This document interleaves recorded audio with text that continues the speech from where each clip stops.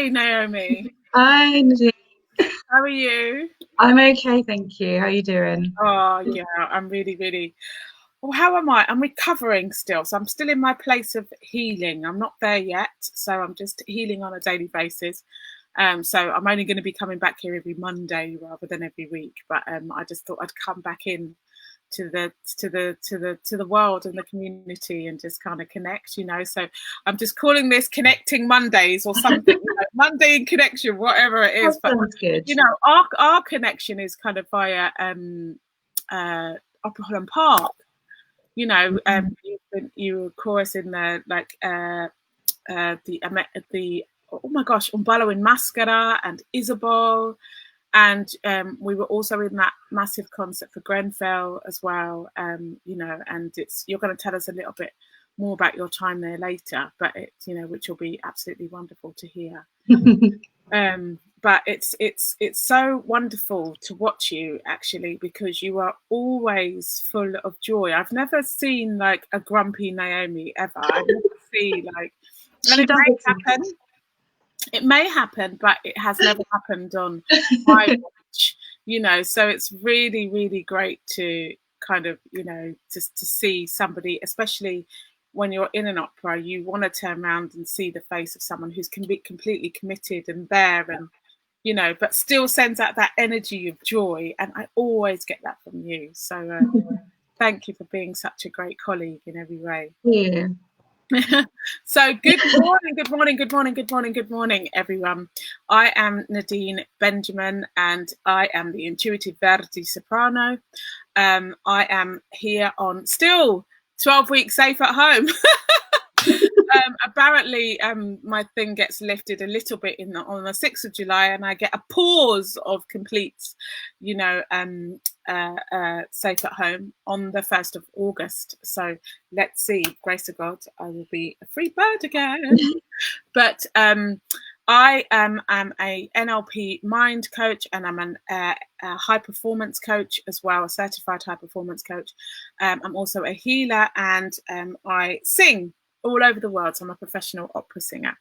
And one of my greatest passions is around connecting, championing and celebrating people. So rather than really call myself a coach, I'm a mentor. I love just being there for people.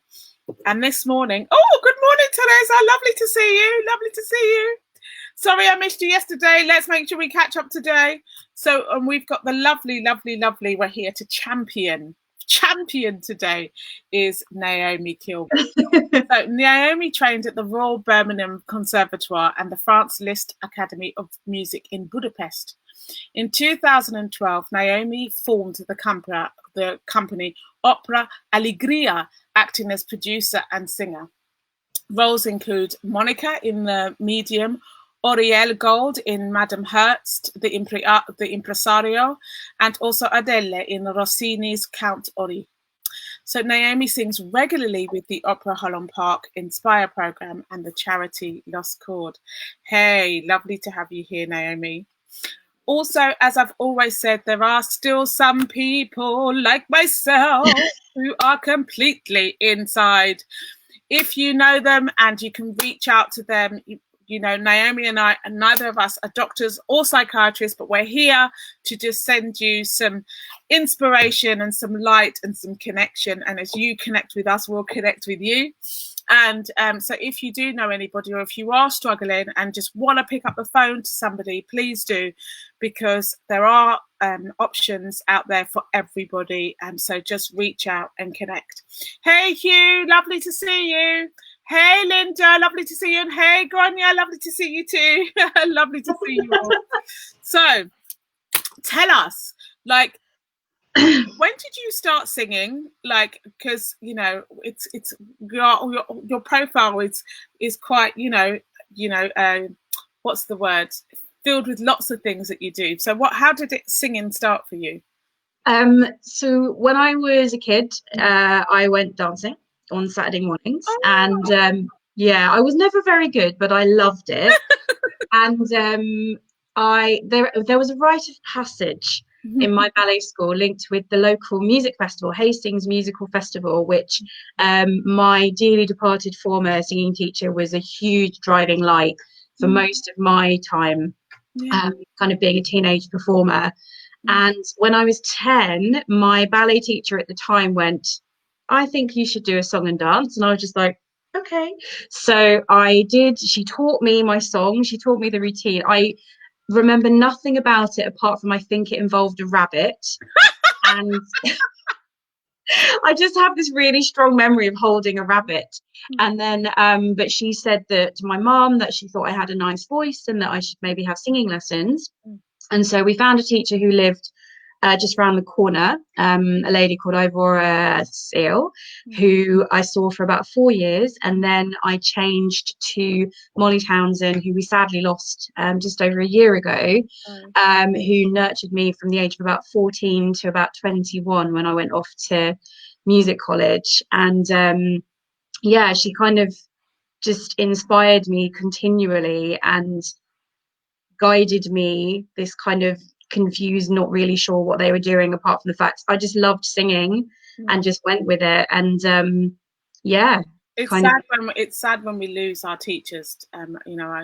Last year I lost Jeffrey Talbot, and he was, he would say himself, he's, I'm not an easy person, and he would say that he's really challenging, but he really knew how to build a voice, and he really built my voice.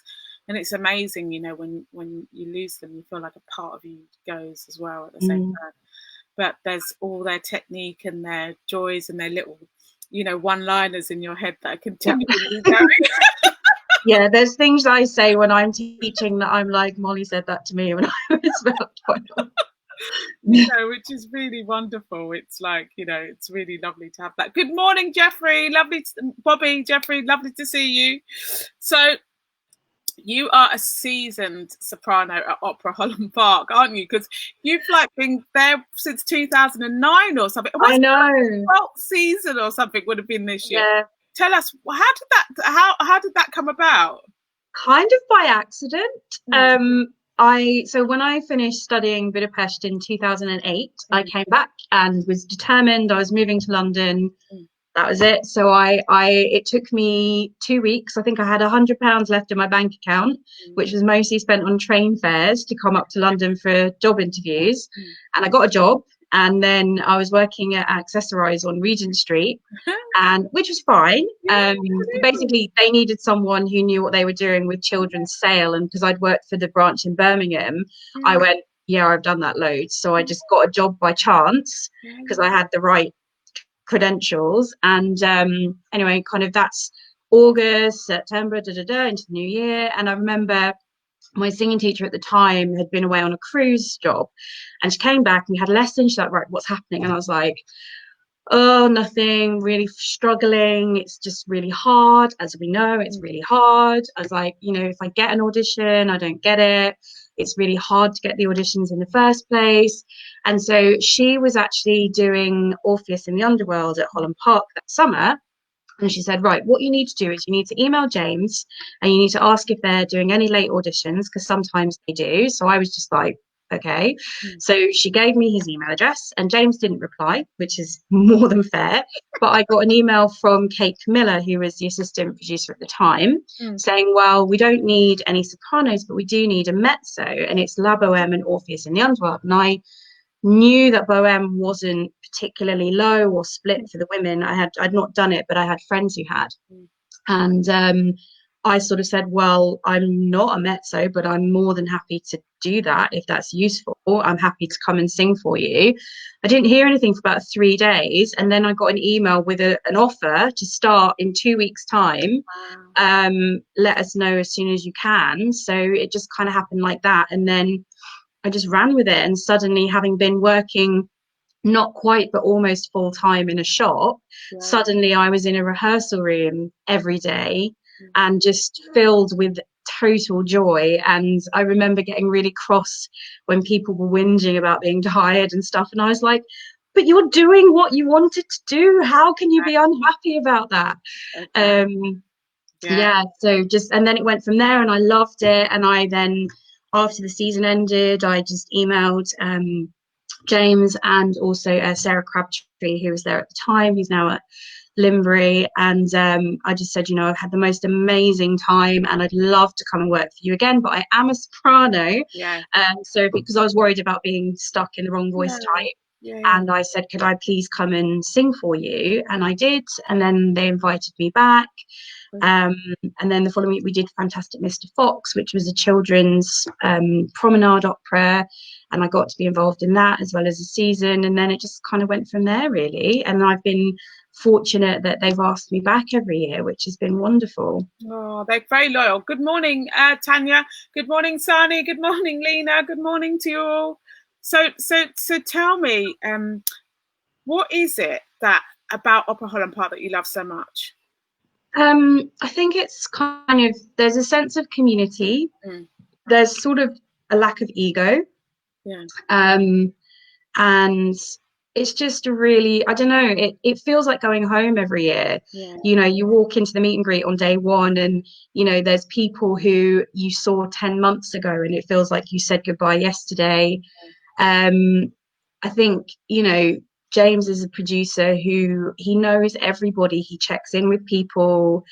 There's just something really warm and welcoming about them as a company. And I went to the park what would have been the morning after the opening night of on Jaegen this year, and I actually cried just like walking around the site. I'd been there before when the theatre wasn't there out of season, but being there in the summer when there was no theatre was just strange. It felt like there was a ghost of something missing. So how have you found, Hughie's just saying undoubted talent, but it's so amazing that some breaks happen totally by accident rather than by design. Brilliant, Naomi. Yes, Hugh, you're absolutely right.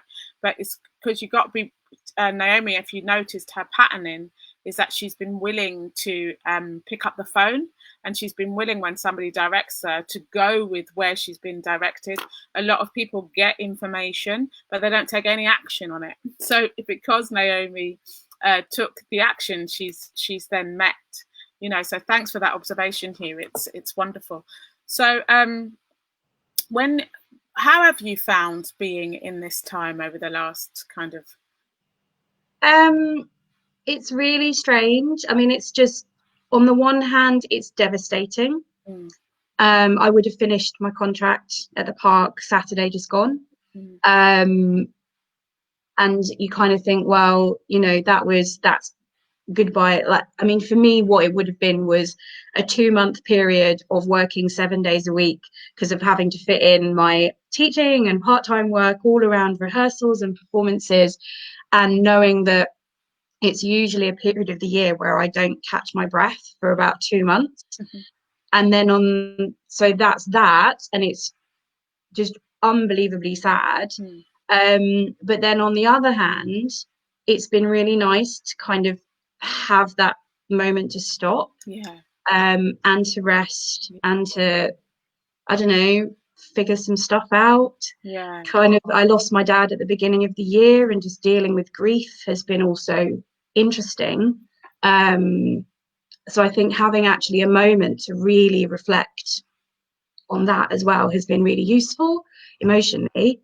I'm kind of sat halfway between it's horrific and it's kind of peaceful. And I think it's more, I try not to feel sorry for myself because I know people who've lost far more than I have at this time, and I think I more worry about the long-term effects that this has. Everywhere I work, jobs are at risk. Everything I do is at risk of not being able to get started again, because financially the arts are in crisis, and unless we get some support from the government, there's a huge risk that a £1 billion industry is going to die, and it's terrifying. So that kind of bigger, the things that are bigger than me are the things that worry me. And I think I decided quite early on to try not to get stressed out about the things I had no control over, and focus on the things that I could control. And I guess That's great messaging. Absolutely great messaging. And, which is one of the reasons why I started this, is because, I can't control what else, but I can bring us together in some way. So what can you control? It's very, very, and I'm really sorry to hear about your father. I lost my father about 4 years ago. Actually, I put up a picture of him the other day, Yeah. You're going to see a face of someone you're not going to expect to be my father, but this is my daddy. Hey! So that's my adopted father, and I lost him 4 years ago, and I was thinking about him this week because we have Father's Day, and it's that thing what you're talking about, grief. It still takes time. Because he was my true north. So I won't go there because but it's I really want you to hear that I'm with you. Yeah, thank you. And it's just even more wonderful to see what we've been doing, and my spirit is telling me that we're going to go there now, so we can talk about the other things afterwards. So Artist in Creation 11. So in light of all this, okay, you have been, wow, what do I say you've been? You have been like this little spiritual songbird warrior. You were on day 99 today. Okay. Yeah. Guys, everybody, he has sung a song every single day for 99 days. Like, I mean, if you can't be impressed with that, and every song has been different, hasn't it? Yeah. Every song has been different. Oh my goodness. So tell me, like, oh my goodness, like, how did what started from that? I mean, like, such a beautiful gift you've been giving everybody. It basically happened by accident. I didn't plan. I, like many singers, lived in total horrified fear of putting up videos of myself singing online because I was worried that people would judge me or think I was trying to self-promote or, making it all like, oh, look at me.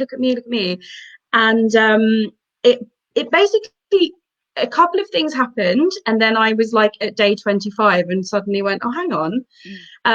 So the first thing that happened was actually Anna Patalong put an Instagram post up saying, if anyone I know wants a song for Mother's Day because they can't be with their mum, let me know. It can be literally anything. I'll record it. And I went, oh my God, that's such a beautiful idea. So I kind of just messaged out on my Facebook to friends and just said, if anyone's not going to be with their family, with their mum for Mother's Day and you'd like a song, let me know. And 3 different people contacted me.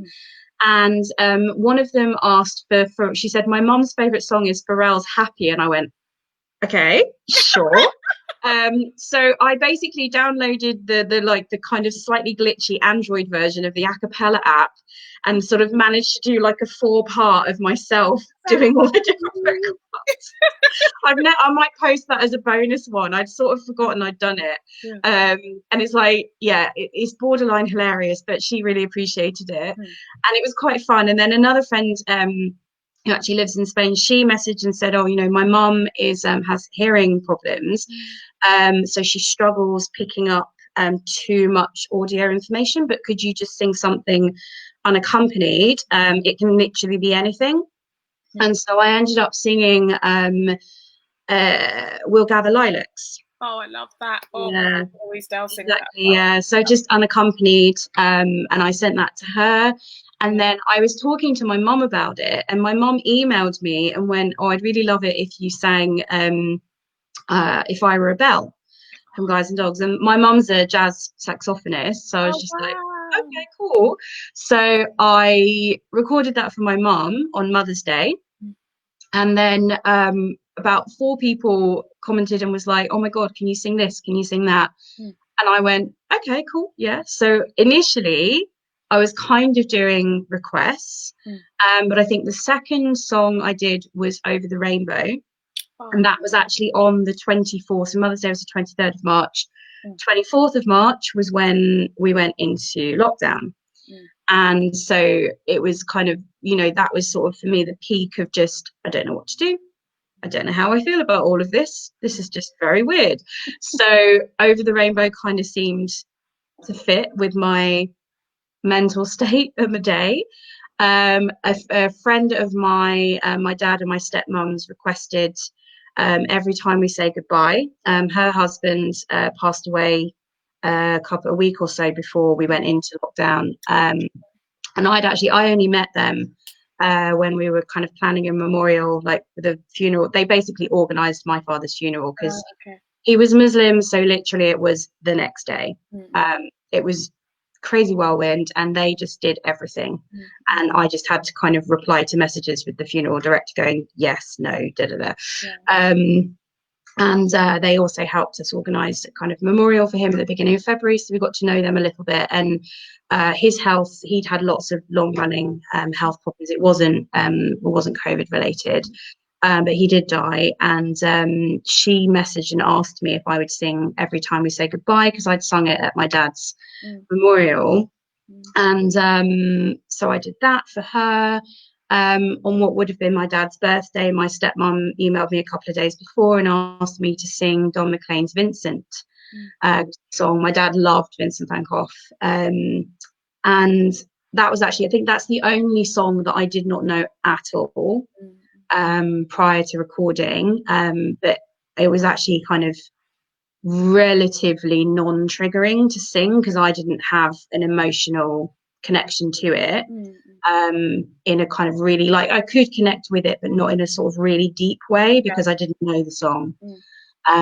Whereas there's been other things that I've chosen and sung because that kind of reflected how I felt, and they've triggered me massively, and they've made me cry. And most of those times I've kind of left that in the video. There's two in particular where it's really obvious, just towards the end, that I'm only just holding myself together to kind of get to the end. And then you make a decision, you go, can I actually sing that again? Can I sing anything else? Okay, I'm just going to leave it. So yeah, it happened completely by accident. And I think around about 70 something, a friend of mine commented on one and said, can I just say how impressed I am that you've done this every day? And then I kind of thought, actually, I probably should give myself a vague target. So it was only around 70 something that I went, okay, I'm going to aim for 100. That brings us to the end of June. And also because I have the first 6 weeks of lockdown, I was completely on my own at home as well. So I had nothing else to do. Whereas exactly, yeah. So the last month, I mean, I've been teaching online, but that amounts to kind of, you know, maybe 10 or 15 hours a week at the most, comparative to the normal 40 hours plus I work running around doing other things. So it was nice to just have something to focus on every day that was for me as well, actually, and for other people. And I've got a few other little projects on the boil as well, and it would be nice to be able to focus more on things that I'm spending a bit more time on putting together. So essentially it happened by accident, and I think I just kind of I don't really know why or how it just happened, and then suddenly I'm like, I've done 100 days. What? Linda is saying, wow, please share her page. Linda is saying, I definitely have to watch all those videos. Ubri saying, that's an amazing feat. Well done, Naomi. Welcome back, Nadine. Thank you, Marjorie. And Hugh Clifford is saying, bless both your dads. Lost mine early as well. 99 days. That's so impressive. So, you know, I mean, you know, I like with this show, I suppose, you know, this live chat session, we find that we put ourselves out there, and all the fears and the worries that we were thinking about, oh, how are people going to see it, or and all the rest of it, you just realize that you just have to show up.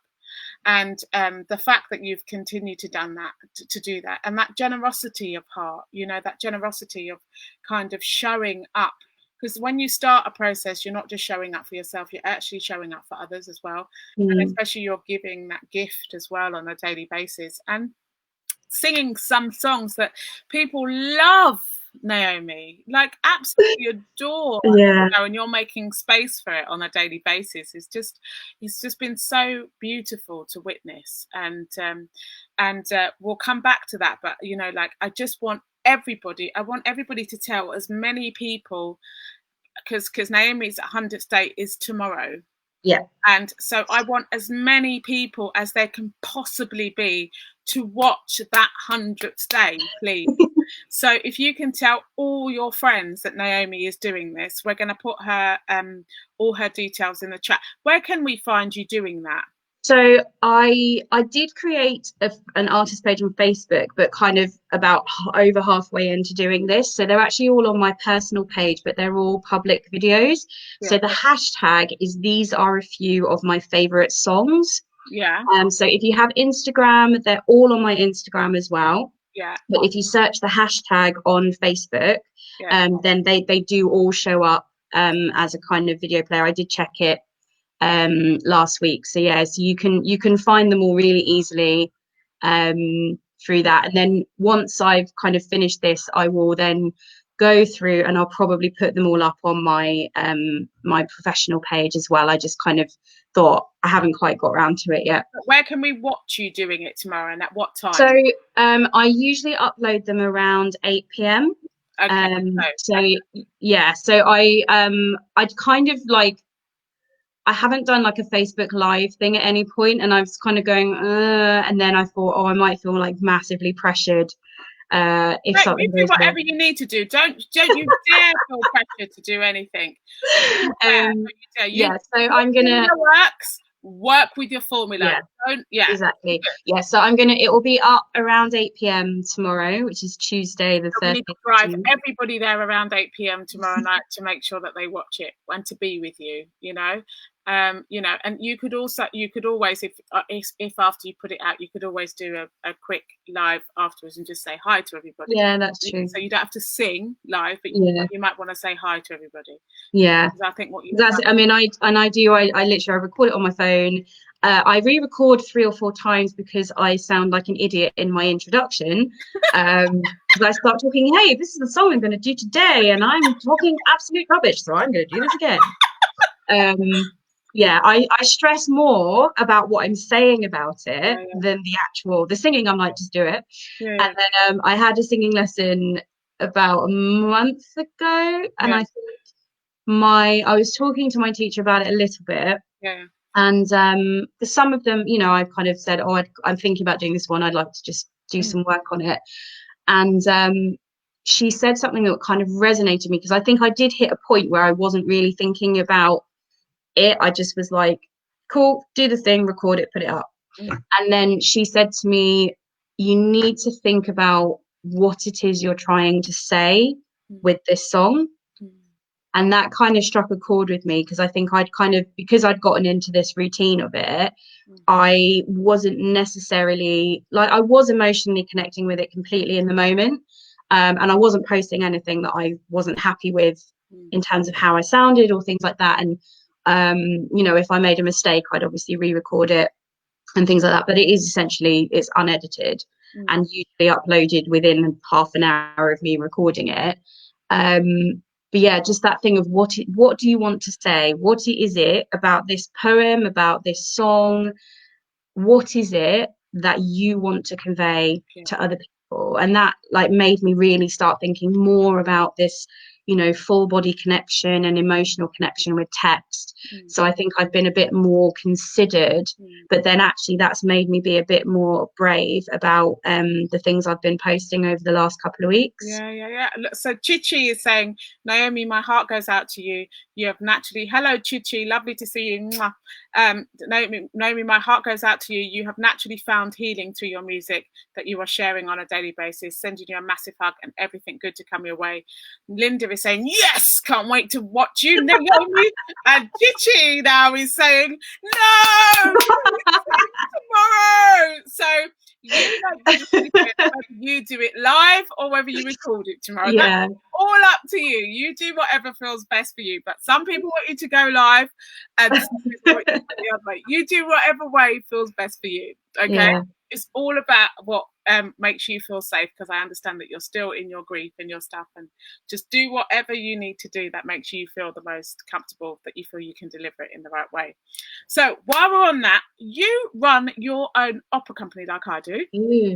Mine is called Everybody Can Opera, but yours is called Opera Alegría. Yeah. So tell us quickly just a little bit about that. So again, it's something that kind of sort of happened by accident and sort of didn't. So love accidents, don't you, love? Yeah. I think it's like, I want to do the thing. Shall I do the thing? Yeah, let's do the thing. So I had always been encouraged to put on concerts, do things like, I'd kind of, when I was studying, organized loads of different concerts.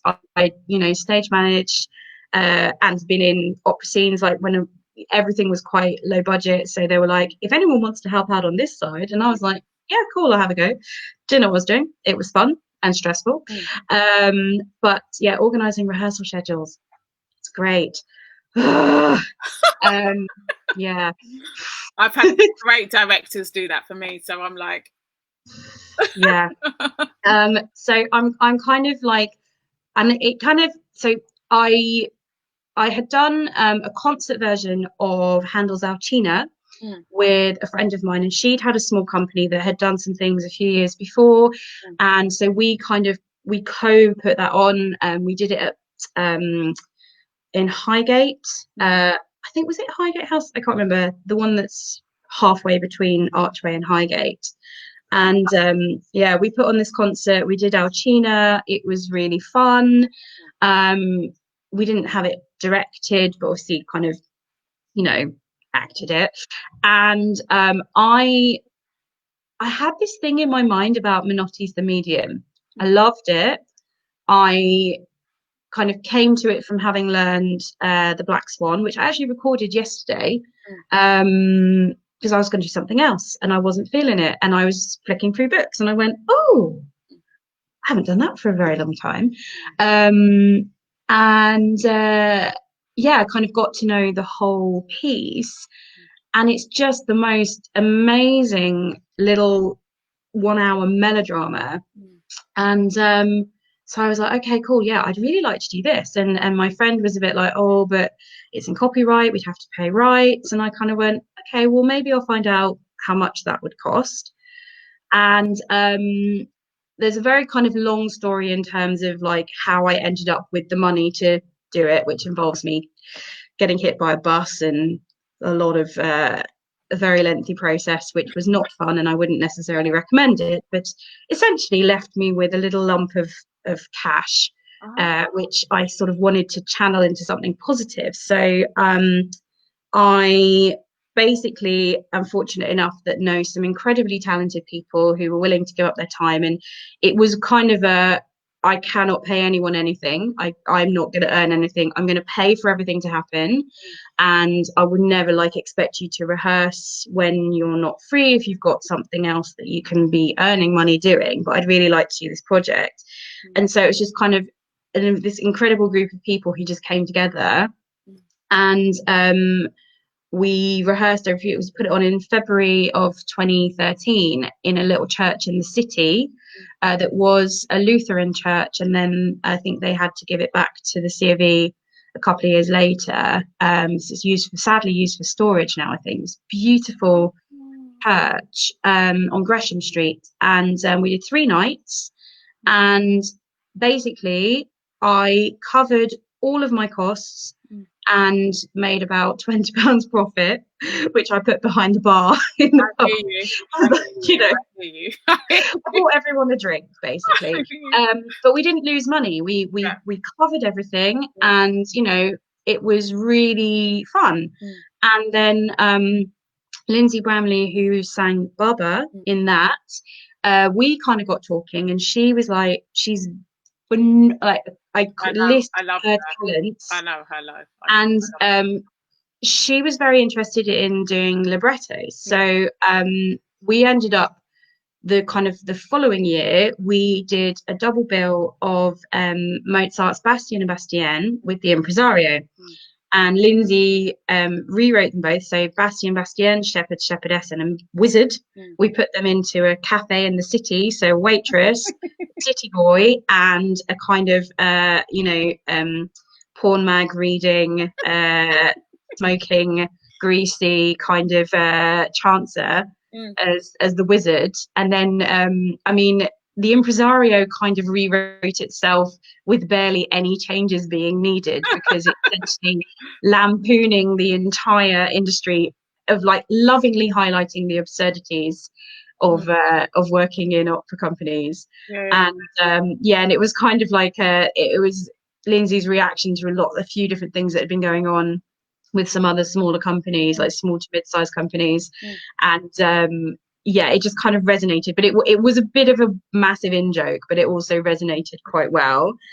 And we revived that a few times, and then we kept applying for the Glyndebourne Festival. So I'd worked with Aileen Buzik on 2 different projects, and I knew that she'd had a link to Glyndebourne, so I think I just messaged and said, if I wanted to put on a show at Glyndebourne, who's the best person to email? So she gave me the person I needed to contact. And the first year we were applying with our double bill, but they're like, oh no, we've had it already. I was like, okay. So I tried again the following year, and that year they said, actually, we'll have you in. So we did our double bill at Glyndebourne.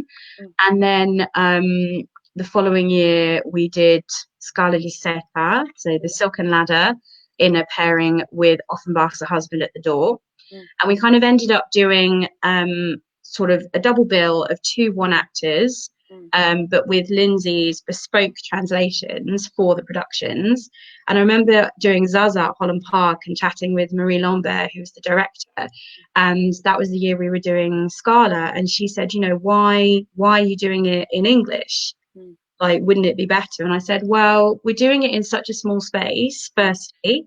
Sir titles are really tricky to organise, secondly.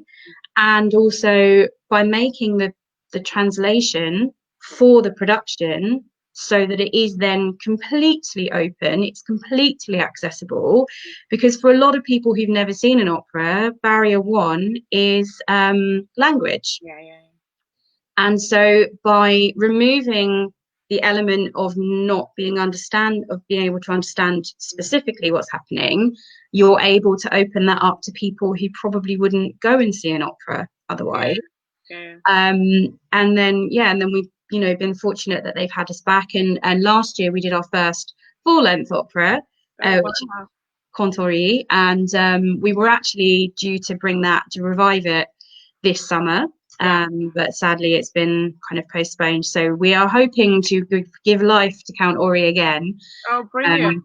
We had so much fun.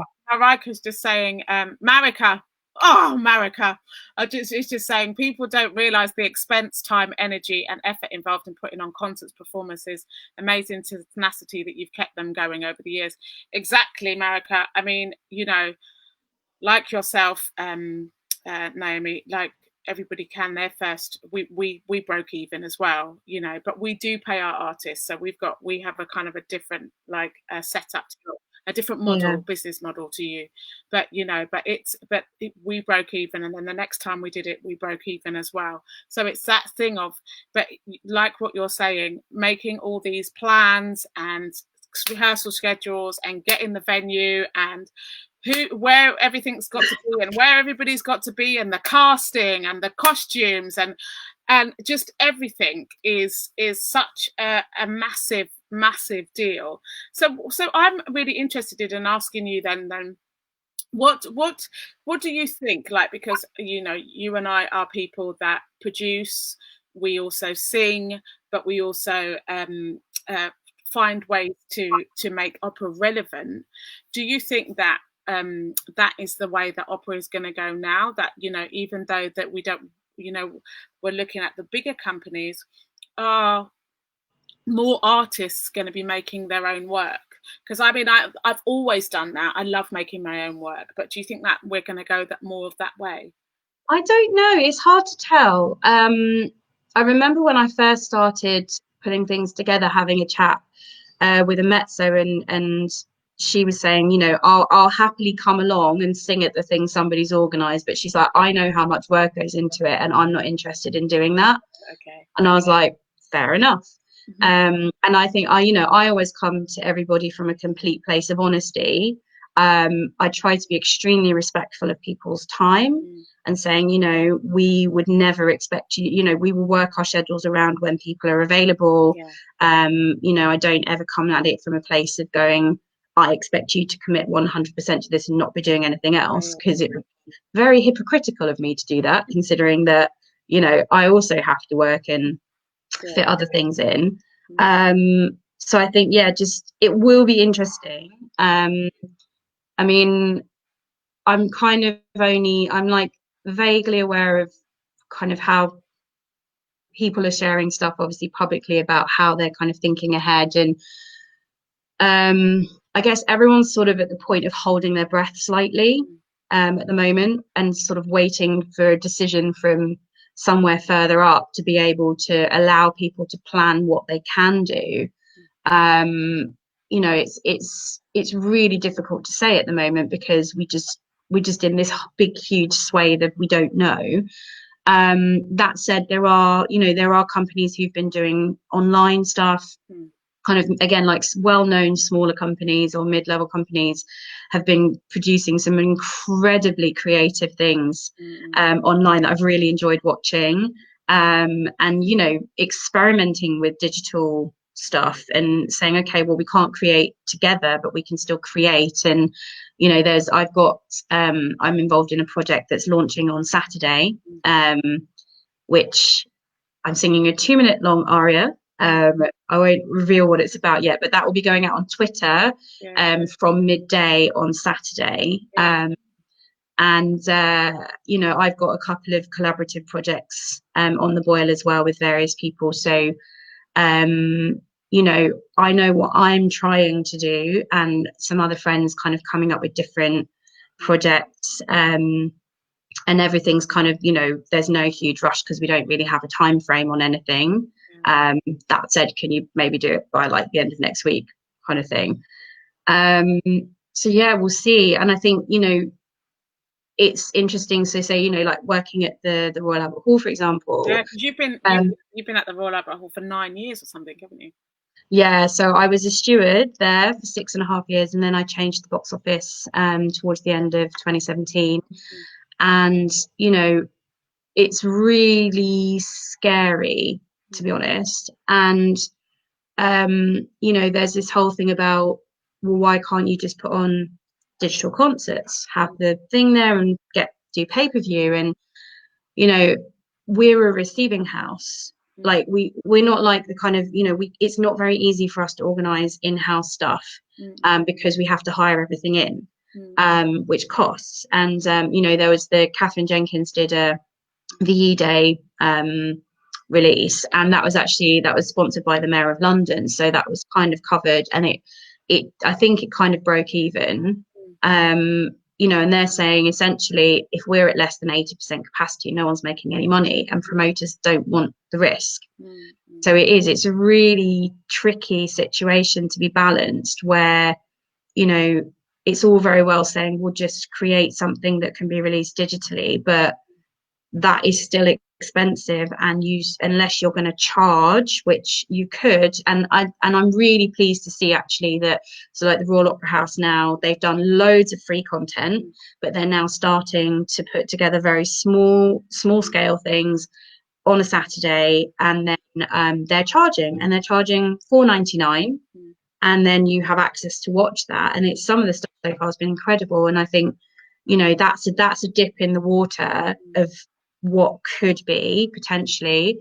But I think the emphasis, and I know that our CEO said, you know, the emphasis isn't on what can we do instead. The emphasis should be on realistically proper support for the arts, for the thousands of institutions, for the thousands of people who are employed in every single capacity. Because, you know, this industry is incredible and it's resilient, but it's at massive risk at the moment. And it's that thing again of things I try not to think about because I get a headache of stress. So I think one of the things that I've realized for myself anyway is that, you are going back into that thing of what we can control, and I am a creator, I am a producer, I am a singer, I am a mentor, a coach, however you want to describe me, and what I've realized that I am in control of where I want to go next, regardless of whether I know or not what is going on. I am still in control of that. So like what you did when you pick up the phone and you see what is everybody else doing, or I want this connection to that, or da da da da da. I think that's really important that we still keep a momentum in our own individual lives as we continue to support the bigger picture, because life is energy, and if we stop the energy, we stop the flow of that connecting with each other, and really co-constructing with each other how we move forward in this industry. And work begets work, ideas beget more ideas, and I just think there is room for that, so it's really relevant what you've just said. And I think the other side of that is by the individual artist making sure they keep their own momentum, because when the two things come together, then there'll be this kind of marriage of I'm ready, let's go. And actually in the kind of and actually in terms of thinking forward and thinking ahead, is that on the one hand, okay, we're in this very scary situation, but actually the creativity that has come out during this time has been incredible. And so I really hope actually that some of the way that people have been experimenting and trying different things, I really hope that stays. Absolutely. Because it is really interesting to see. And I think, for me, I didn't know 3 months ago that what I needed to do was just sing every day. Yeah, absolutely. And actually it's been really kind of, it's given me a daily focus.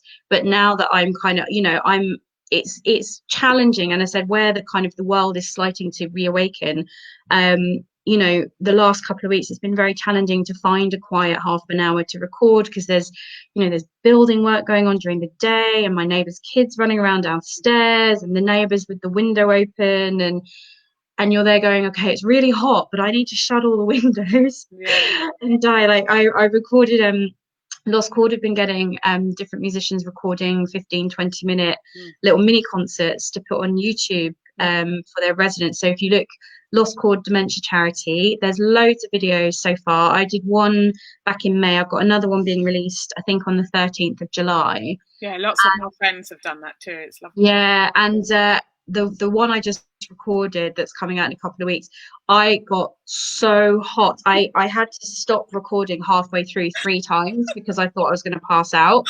And then I went and I drank a bucket of water and went, right, come on, let's do this. And I was just like, I'm going to finish this. Oh, bless you. Right, we got to start wrapping up. But Gabby is saying, so incredibly resourceful, admiral are you? She is.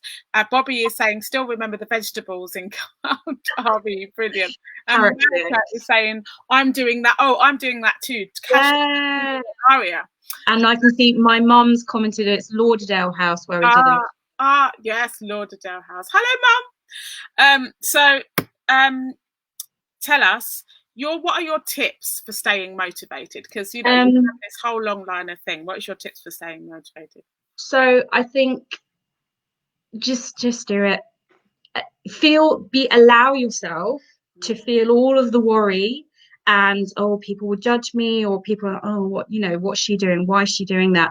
I don't want, and there are people who sneer at other people for sharing creatively, and I've just tuned it out because I've gone, I'm not doing it for you. I'm doing it for, my friend I have so many friends and family who are not musicians, and I'm doing it for those people, the ones who are commenting and like, thank you so much, like I didn't know that song, I really loved it, or oh my god, that's my favorite, so I think just not worrying about what people think and just anyway.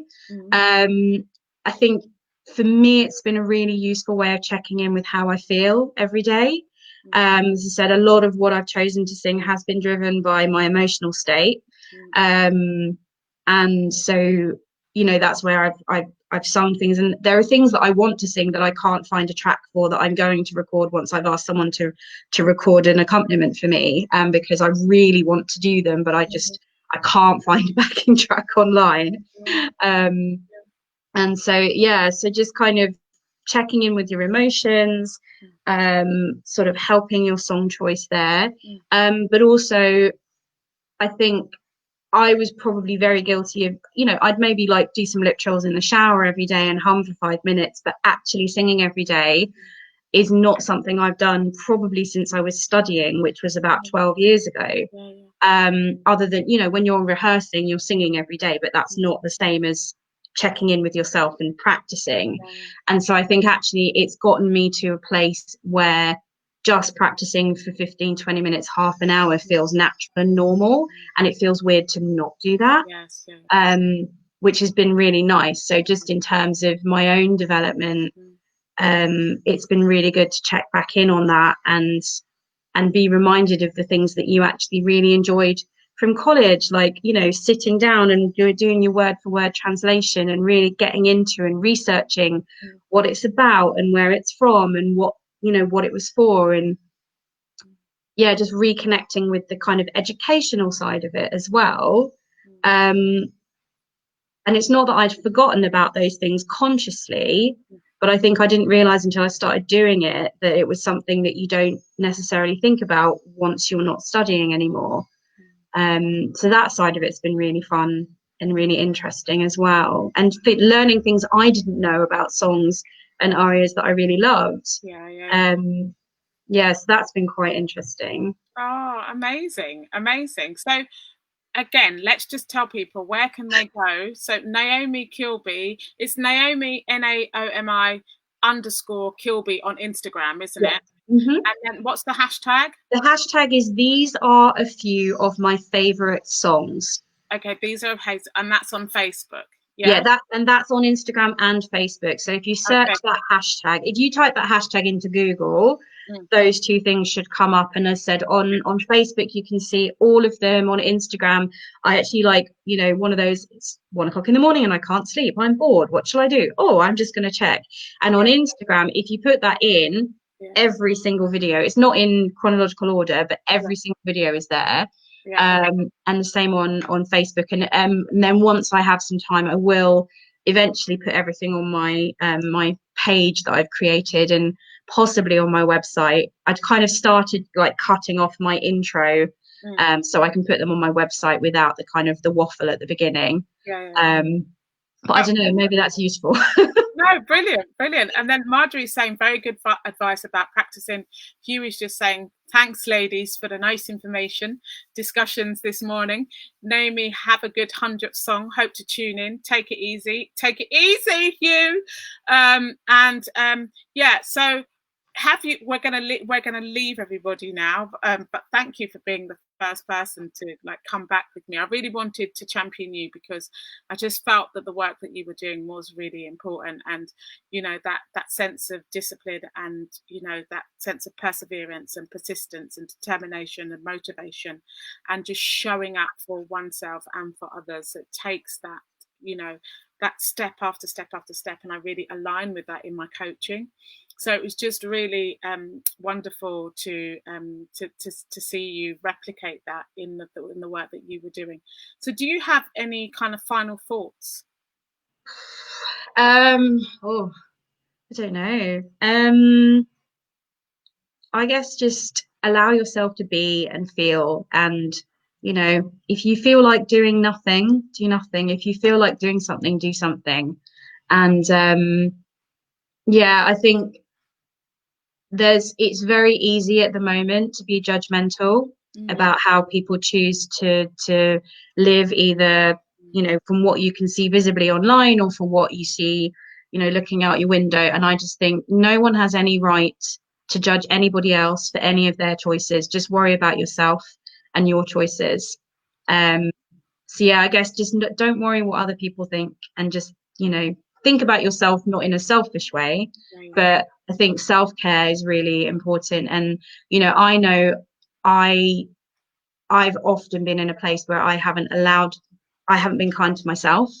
I've been hard on myself because I thought, well, you know, I feel this way, but someone else has been through something worse, so I shouldn't be allowed. I feel bad for feeling upset or sad or tired and things, because I'm always like, oh, but that person's been through more than I have. And I think it's really easy to forget that actually you are important, and you do what you need to do to get by. And if that's in creating stuff, brilliant. I want to see it.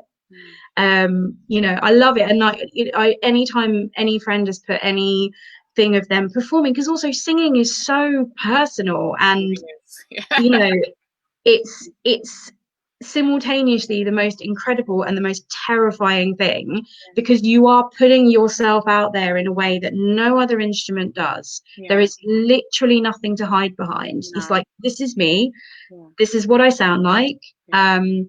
And I think coming to terms with what you sound like as well is really important. I know when I was younger, like my mom used to make me record. I used to sing with her, and when she had gigs occasionally, and she used to record them and make me listen to them, and it was torture because I hated how I sounded. And like learning, and I think that's partly why people feel like they don't want to put stuff of themselves online, because you just overanalyze everything. And I think, it's like visual merchandising in a shop. Just step away and let it be. It looks fine. Yeah, exactly. I really identify with what you said around the judgment piece, because people can also be in real massive judgment around themselves as well. And the self-care part, I've been going on about self-care since we started, so it's really lovely to hear somebody else talk about self-care. But also, this thing of planning and scheduling time. I mean, we're still in a time where just having that element of certainty. So it doesn't mean that you have to fill your time with things to do. It can be that you're just filling your time with rest. But just knowing that you're making that choice is really great for empowering the mind and really giving that mind and your body and your whole aura actually a sense of accomplishment, even just for making that choice and that decision. And it is wonderful to see so many people create, and it's wonderful to see somebody say, I'm going to take a step back, which is why I'm only going to be doing Mondays, because I wanted to come back, but I also want to come back on the terms that I know that I will be fully present. And there's things that I need to look after at the moment, so I'm going to honor that in myself. And it's so funny that as opera singers we get so busy and we get so caught up in the next job and the next rehearsal and the next that actually just taking that time to honor our own selves is just as important, and it is just as important for our audience as well. So, thank you so much for bringing that up, and you've been so wonderful. It's so lovely. Thank you everybody for being here today with us. Naomi's led a wonderful thought structured discussion around a great many subjects today, but it has been wonderful to see all you lovely faces and all you lovely names coming up. It's wonderful. I might be here on Friday, but I think realistically I'll be here again next Monday. And I'll have maybe some pre-recordings that are going to come out of things that I've done before that we haven't seen yet.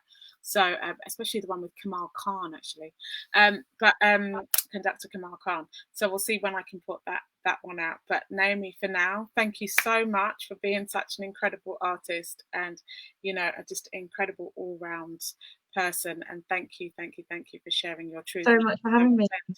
Authentic with us today. Take care, everybody. Sending love. Bye.